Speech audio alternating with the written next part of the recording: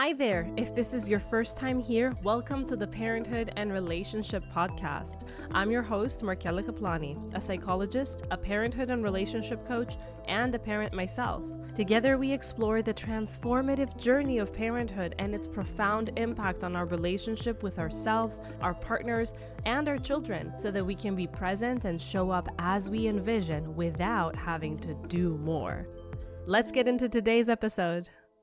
Hey there, and welcome back to the podcast. I'm Markella, and today we're going to talk about a topic that is probably one of the main driving forces that led me down this path, that make me so passionate about supporting mothers emotionally, and that is that nagging feeling of guilt for craving anything else but motherhood.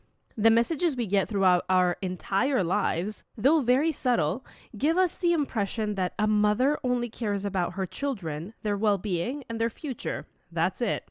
And while all of that is true, it is not all that a woman cares about after becoming a mom. In fact, with the changes that occur at a brain level, after becoming mothers, our brain expands to include aspirations and a purpose that is much wider and bigger than us, so that we are not just protecting our babies in the now, but we are making the world a better place for them to exist in after we are gone. This episode is dedicated to all the incredible mothers out there who have fallen in love with motherhood, are in it 100%, but at the same time still feel the call, this pull to do something more. And maybe that's not something that will help hundreds of people. Maybe that something more can be something like a calling to engage in other activities for the sake of self-regulating, for the sake of creative expression and making our family and extended family, friends, and colleagues also feel better because we are in a better place. And because of that, they are also in a better place. So grab a cup of coffee, my preferred choice, or tea, or whatever it is that helps you relax, and let's chat, my friend. Whether you're listening in your car, during a rare quiet moment at home, or on your daily walk, I hope this episode resonates with you and gives you a sense of compassion and understanding that I am so intent on passing on. Let me share a little story with you. When I first became a mother, I had this subconscious expectation that my multi-passionate nature would somehow take a back seat. Honestly, my husband was already concerned from the moment we conceived whether my passion to do and try many things would get in the way of the unpredictability and demands of motherhood. And he was on the spot, although I could not see it at the time. I think, like many of us, though I knew rationally how taxing motherhood can be in terms of how much time it requires of us, especially if we want to be as present as possible, I still bought into the notion that we can have it all. I thought motherhood would be this all-consuming, completely fulfilling experience that would dampen my need to chase any other passions. And while it was, and it still is, all-consuming, and it was and still is so fulfilling, it is not all I need to do. I don't know, I imagined I'd be so immersed in raising my child that all my other interests would naturally fade away. But guess what? That didn't happen. Not at all. And it left me feeling disappointed in myself. Here I was, so in love with my son more than anything in the world, but still feeling this strong, almost undeniable need to creatively release. But if I'm honest, that's not what I called it then. I saw my need to engage in both work as well as in hobbies as a selfish act. And especially when it came to hobbies, I saw it as a waste of time since, it wasn't producing anything that was at least measurable, or it didn't have some kind of reward like a monetary one that is widely valued. It took work to start to see what it is that hobbies and my love for my work offered me. A way to regulate my nervous system, a way to meditate, a way to center myself. For a long while, I felt this painful split. On one hand, I wanted to dive into my personal projects and hobbies and my work, but the moment I did, I'd find myself missing my son like crazy. It was, and sometimes still is, to a much lesser degree though, a constant internal tug of war. And I know I'm not alone in this. Many of us thought that becoming a mother would be the ultimate fulfillment. But then we found ourselves still passionate about other things. And that's actually healthy. But that's also where the guilt creeps in. The shame of wanting to take time away from our kids to nurture that other part of our identity. It's tough, isn't it? When we've been told that motherhood is our ultimate calling, when we've been told that motherhood is selfless, that good mothers and proper women have this natural tendency to put everyone first because they were born to be nurturers, they were born to be caretakers. Some days I can handle it well. I feel like I'm in this perfect balance, like I'm strongly in my center, and I'm able to accept that these standards we've been raised with are completely irrational when you look at them all together as a whole. The numbers just don't add up. Other days, the emotion kicks in. Parts of me that don't feel good enough struggle to accept that balance is the way to go. One part looks for confidence through my work, demanding I get insane results and not considering how the results that it wants to achieve cannot be accomplished with the limited hours of work or the limited support that I get, or the fact that this is only one of many projects and work roles that I wear on top of being a mother. Another part demands that I let go of any other need and release myself into motherhood, ignoring the lingering need to nurture my other parts. So many mixed emotions. Some days it can get really overwhelming. When we pursue our passions, we are more well-rounded individuals. This in turn makes us better mothers because we are happier. And that is something that we pass on, that we mirror to our children. And we leave a legacy where our children don't have to grow up with the guilt that we keep carrying on our backs. So sticking with your passions and doing something about them, expressing them, in other words, I would dare say is not really an option, is not really nice to have. It is our obligation because of how much it can help not only us, but also our children and the next generation. But how do you integrate all of this with your parenting responsibilities? I remember being in that state a couple of years ago when my son was only about 2.5, and it was still so difficult. I'm not going to even discuss earlier than that. It was really difficult for me to hear the word balance and trying to incorporate all these things. That's why I still avoid saying the word balance myself and tend to use words like incorporate, because for a very long time, it felt like what balance meant was something that was so out of reach. But I am not talking about you choosing one over the other. And I'm not talking about you splitting the time very precisely 50-50.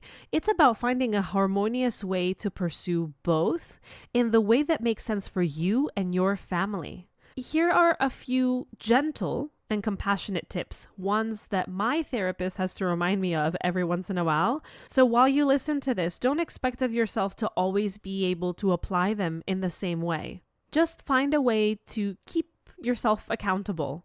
While therapy or coaching can be one of them, it's the way I've chosen, coaching doesn't have to be the only way. You can find another mama that gets you and has similar needs, and you can keep each other accountable. You can get into a group program for moms which prioritizes community, so you can find other moms that are there for the same reasons you are. That's also something I'm soon opening the doors to, so check out the links in the description for more deets. But you can also, quite simply, and if it works for you, write these down on a post-it and put them somewhere visible as reminders, even on days that are tough. So here they are. First is prioritizing. Understand that you can't do everything at once. Choose 1 or 2 goals to focus on at a time and give yourself grace for the rest. For me, this has been the hardest. There are days where all logic flies out the window, days I feel insecure, and so I want to have been able to do all of it perfectly, fully, simultaneously. However, there is one thing I heard from Amy Taylor Cabaz in my training as a matrescence coach and activist, and this is the quote, "Your dharma will wait for you." And if you don't know what dharma is, it's basically our purpose, our calling.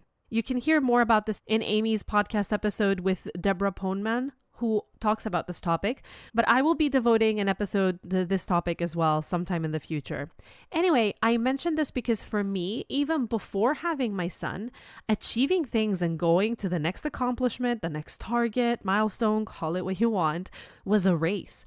I had to do it well. I had to do it as quickly as my perfectionistic tendencies allowed me because, well, there's so much to do. When a person like me, like you probably, has so many passions and ideas, time is never enough. So prioritizing and cutting back on stuff or not doing the entirety of certain things or even just putting some things on hold for a long time felt like a failure, like laziness or a waste of time. Now, the mother part of myself felt really offended by this, let me tell you. Like it was not seen, all the things that it was doing, all the time that parenting responsibilities were taking. Because it knows how much work and time and sweat and tears goes into showing up as a heavily involved mom. But there are days that I disregard this part altogether, and I act as though it's not what I have prioritized, as if it wasn't my choice to prioritize this. Like it's not the greatest source of where my energy is funneled at the end of the day. What I'm trying to convey here is that while the tip is to prioritize, if you find that it is hard for you, there is nothing wrong with you or with your abilities. There are deeper reasons why this is happening. Like it could be possibly a need to feel valuable, a deep-seated belief that to be loved, you must have things to show for yourself, things you've achieved. It could be because an inner child has been taught that acceptance is conditional to how much we are able to take on, and so forth. It comes from potential traumas, tiny or big, that have usually occurred when we were children and have a way of creeping up as we become parents, even if we have worked on them. And trust me, I have. There are always fragments that are left over because they did not cause much dysfunction, at least not extreme dysfunctions. They may have even stuck around because they're actually rewarded in the outside world. Being hard on ourselves, for example, and being super disciplined is rewarded because it gets the work done. And maybe you got a promotion because of that. But these fragments can and will become problematic as we step into motherhood, and they will demand our attention. So yes, prioritizing and considering that your dharma will wait for you is a wonderful reminder, but also, if it is not really working all too well for you right now, that is an indication to step back and see what's getting in the way. What greater need might there be that trumps the already intense need for respite? Because only something bigger, more significant, more fearful even, will stand in the way of something that we really long to achieve. The next tip is time blocking. Allocate specific times in your schedule for your personal projects and for family time. If you know you have more support on certain days, do not wait for there to be a doctor's appointment or something like that to really need the time, to really have an excuse for it. Take that time anyway, every day or every week, whenever that time is. Having dedicated blocks can help you be more present in each role. Because honestly, switching hats all the time is exhausting and it takes a lot of mental energy that then gets in the way of being present or being productive at anything that we do. Finally, the last tip is involve your kids. Where appropriate and when appropriate, involve your children in your passions. If you love gardening, let them help. If you're studying, explain what you're learning and why it's important to you. Let them ride their bikes alongside you as you do some activity outdoors. All this models healthy ways of expression, which is a great service to them as well.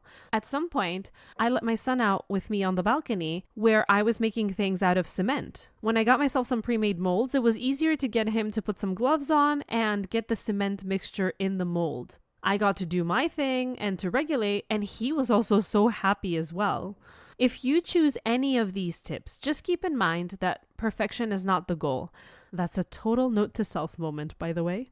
But now it's time to go a layer deeper, identifying your personal goals and passions. We're going into talking all about self-discovery and giving yourself the space to recognize what truly lights you up inside.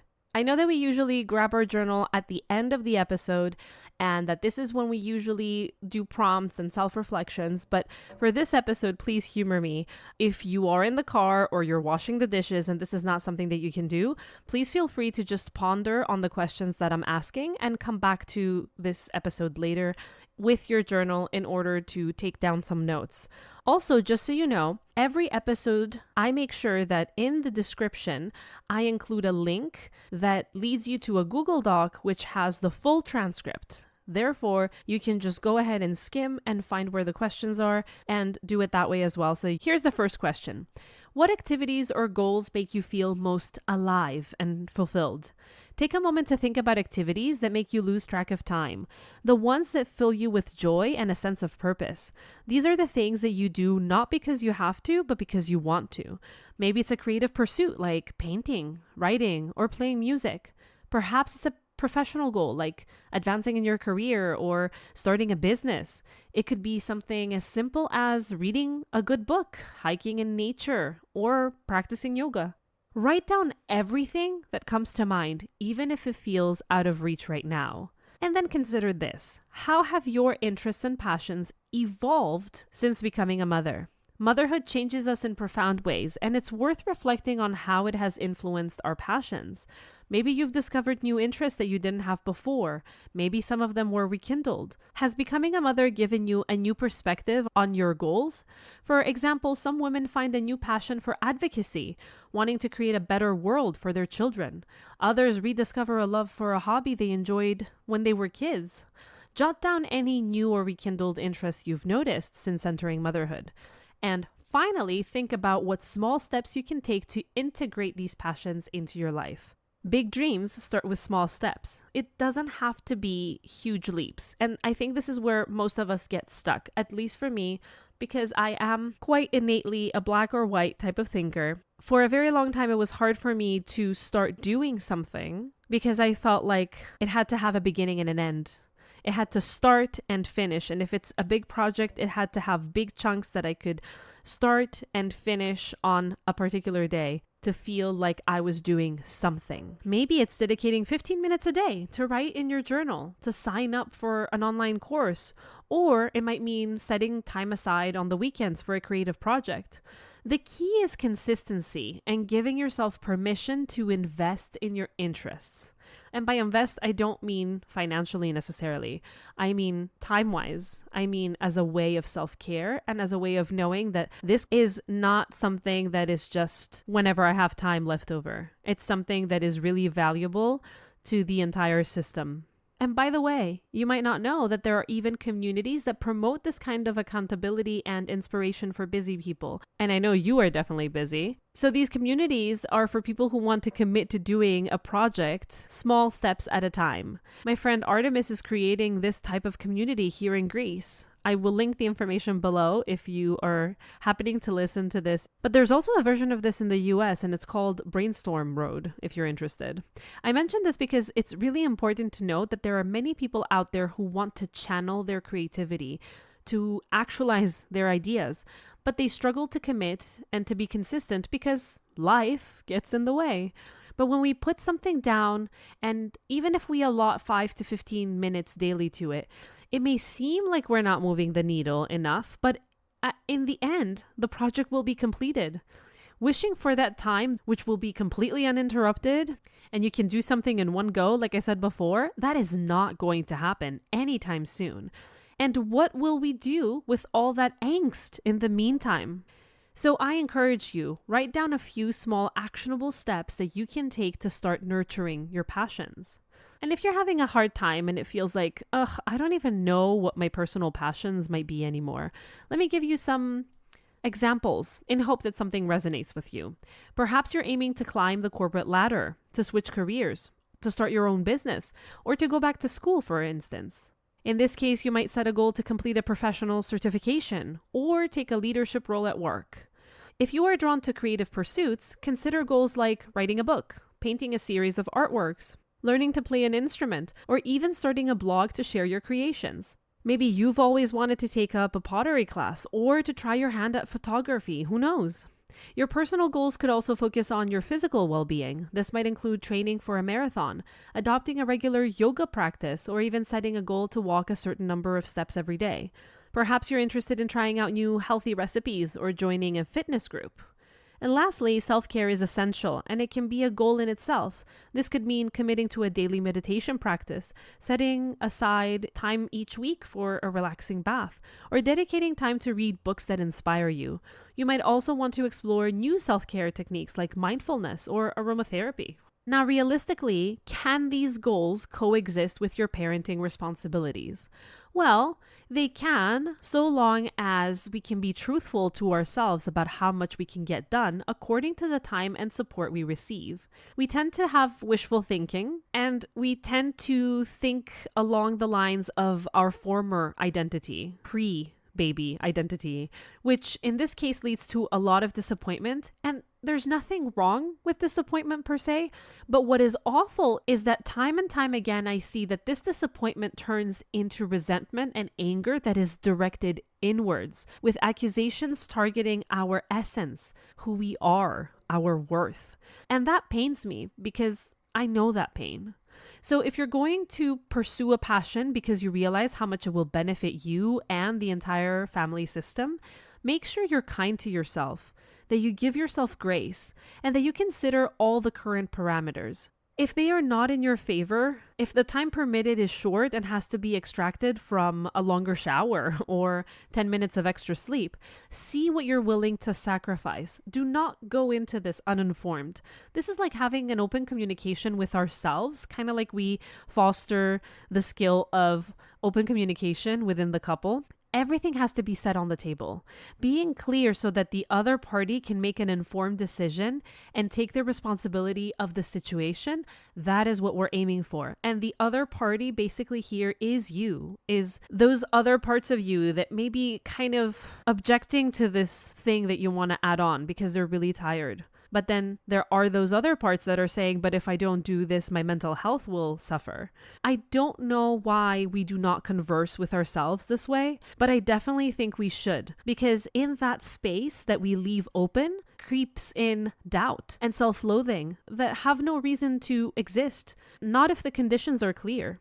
Not if I can tell myself that I want to devote myself to XYZ, but now I will have only 5 minutes a day or only 30 minutes on a Saturday. And that's okay, because it will not be like this forever. And I'm doing it for my well-being, not for anyone else, and not for others' validation, not for my own validation, not to have anything to show for that time that I spent.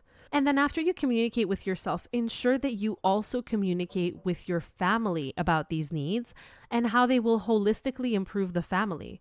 And who knows, after discussing it with those around you who love you and support you, they might realize the value, and you might end up having more time in the calendar to block out for your project after all.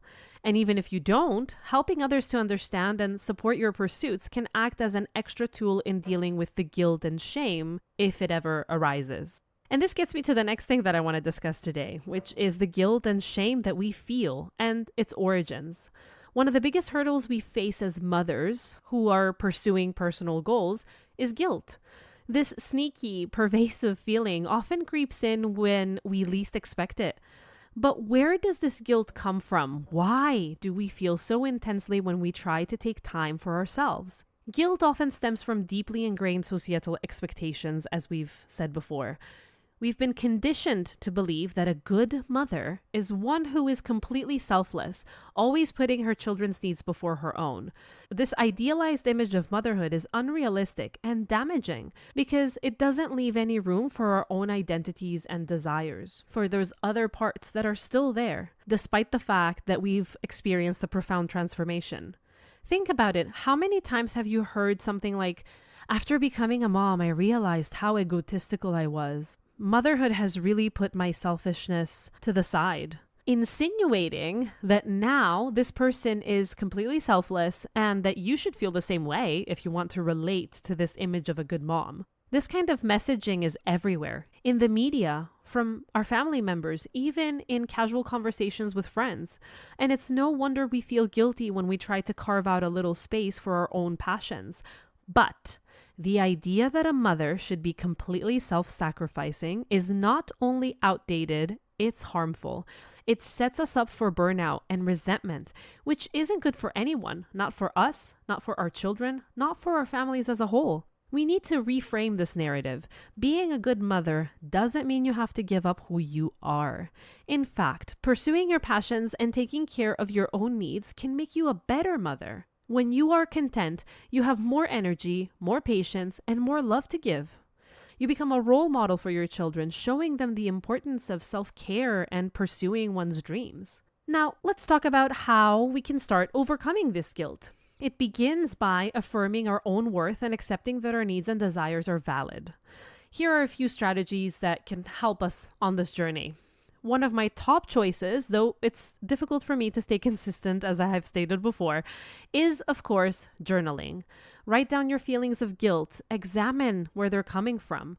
Are these feelings based on your own beliefs, or are they influenced by external pressures? Understanding the source of your guilt can help you change it and reframe it. Second is self-compassion, which is oh so pivotal. Be kind to yourself. Motherhood is hard enough without the added burden of guilt.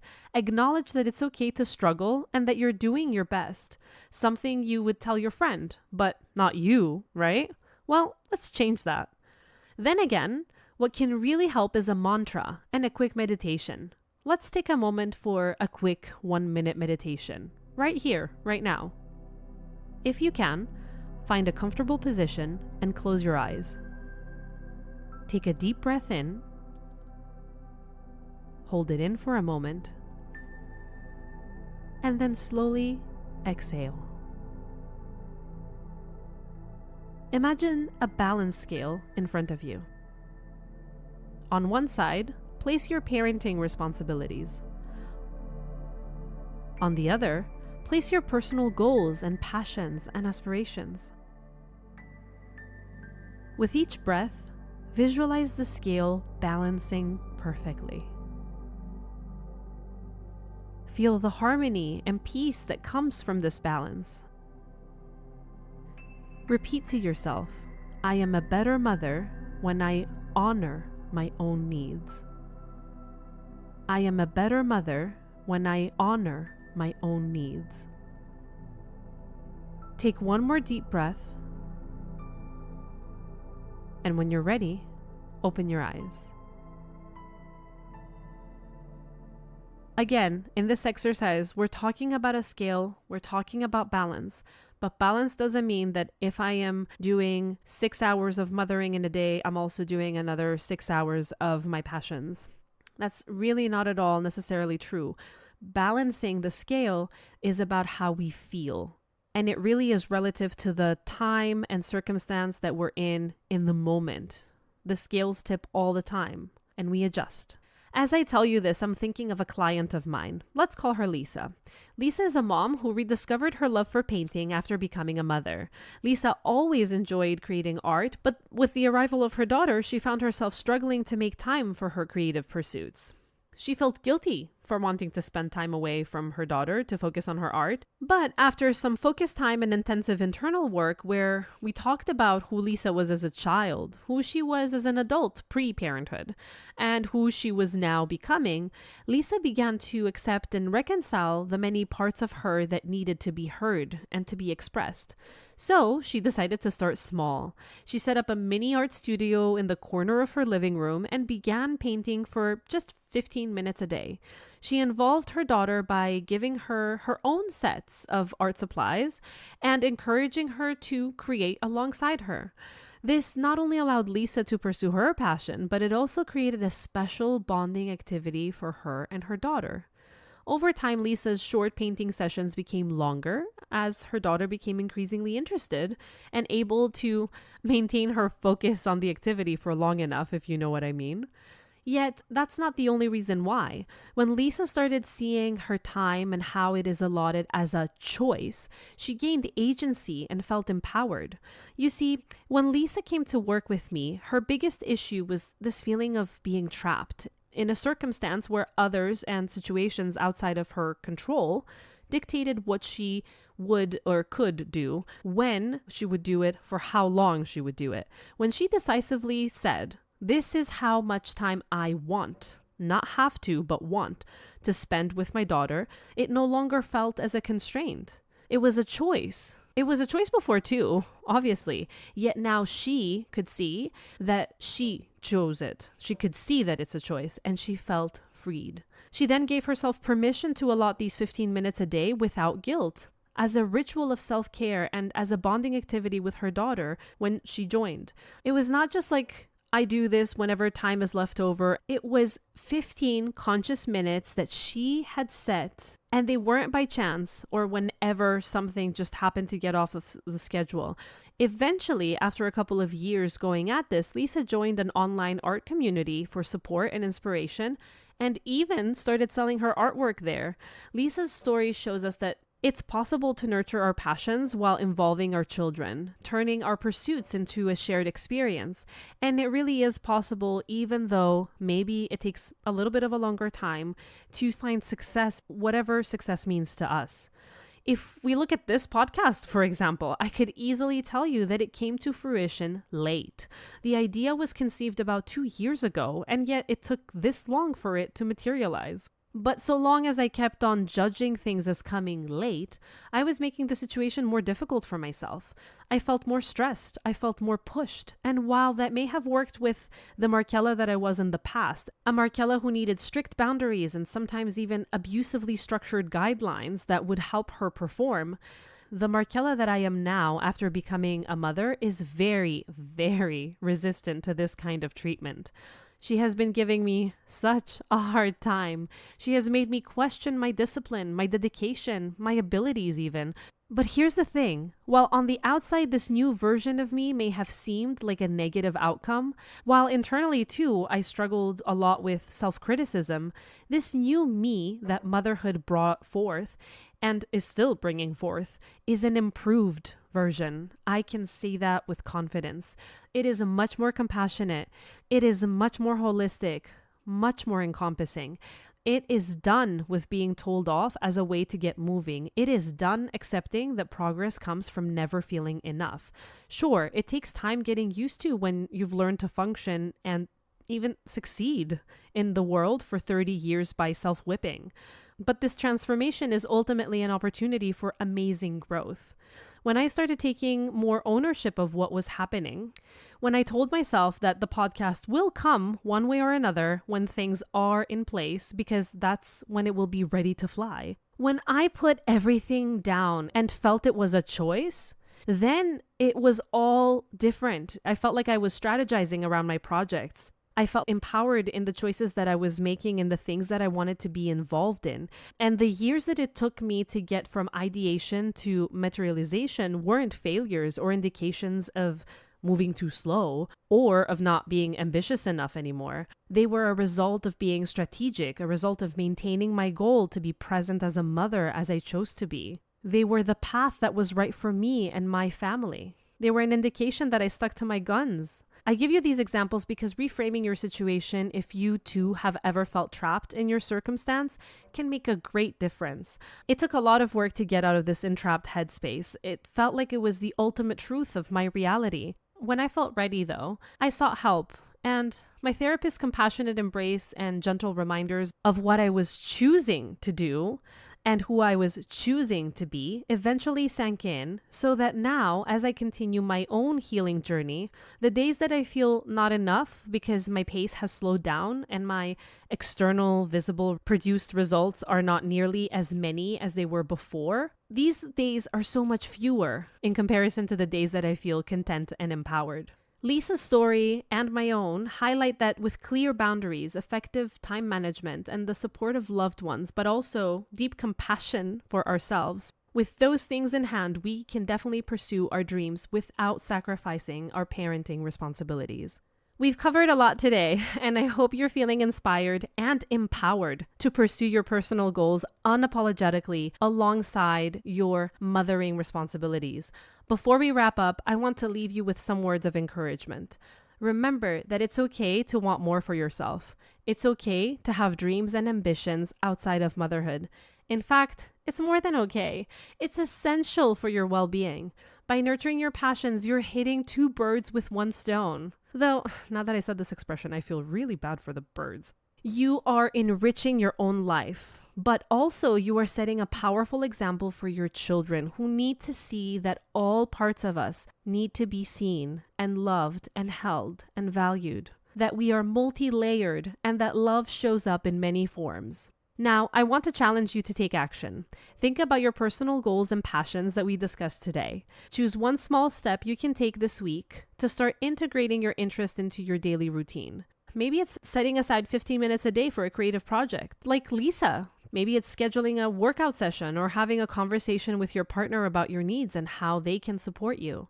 Consider entering a community like the one that my friend Artemis is offering, or a coaching program, either one-to-one or an intimate group, where you can be with like-minded individuals wanting the same things as you do. Share your journey with me on social media by tagging me at markella.kaplani, Markella is with double L, or using the hashtag unapologeticallyWhole, WHOLE. Let's create a community of supportive, non-judgmental mothers who encourage each other to pursue our dreams. Your story might be the inspiration someone else needs to take that first step. Thank you so much for joining me on this journey today. If you've enjoyed this episode, please consider sharing it with a friend who might benefit from this message. And don't forget to subscribe and leave me a review. It really, really helps, and it shows me your appreciation. I hope this episode has given you lots of tools and confidence to start marrying your personal goals with who you are as a parent. Remember, you're not alone in this. We're all figuring it out together, one step at a time. Give yourself grace, take small steps, and celebrate your process along the way. Until next time, take care and keep striving for all the parts of you to feel loved and held. You've got this. See you next Sunday.